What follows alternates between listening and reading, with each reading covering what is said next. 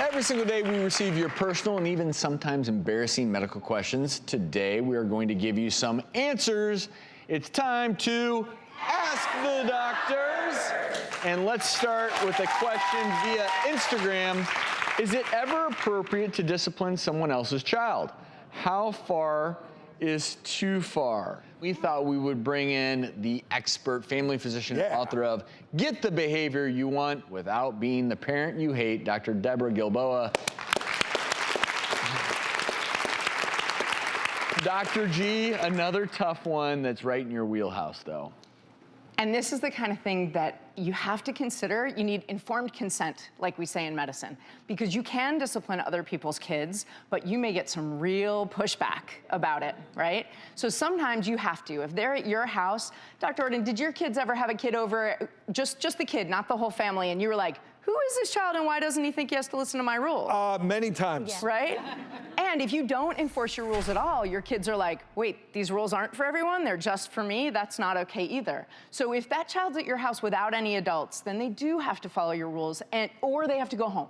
If they're at your house with their parent though, you gotta talk to the parent. I mean, it's awkward, but if you go straight to that kid, unless they're like your niece or nephew, or you have this lifelong relationship with them, that parent's gonna get defensive even if you're right. So you gotta be brave enough to talk to the adult, and if you're not, you might not really care about that rule.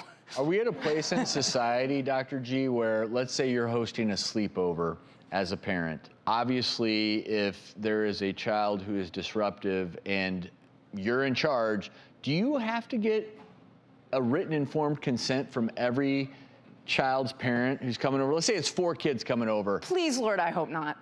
I mean, because it's rough now. I do wonder where you draw the line between discipline and just saying, well, it's not my kid. Do you not almost need some form of, okay, John's parents said that it's okay if I, not physically, but do discipline a little bit? Here's the thing that I think has changed in a generation. It used to be expected that you could get chastised by any adult in your world as a child, that the neighbor could look across the fence and be like, what are you doing treating your brother like that? That's not okay. Mm-hmm. And now, if it's not directly impacting you or your child or your life, it's a real risk, and it might not be appropriate too, because you don't know that child's backstory. You don't know all the circumstances of what's going on. But if it affects you, maybe if you're having a sleepover or you're having a kid over that you know at times has been difficult in your rules, to get verbal consent maybe and say, you know, hey, listen, I don't let anybody sit on the coffee table, turn on the TV without asking, do this, do that. Have a cell phone overnight. That happened at my house. When my kids have sleepovers, because my kids have to park their devices in my room at night, I made the sleepover kid park his device in my room, and his parent felt like that was inappropriate.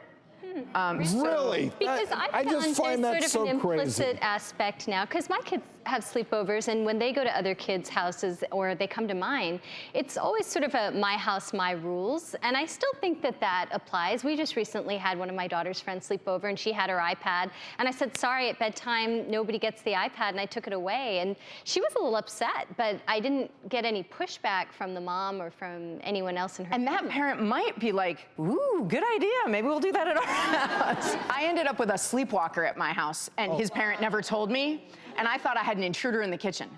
And so a friend of mine did suggest a camp-like form before children came over.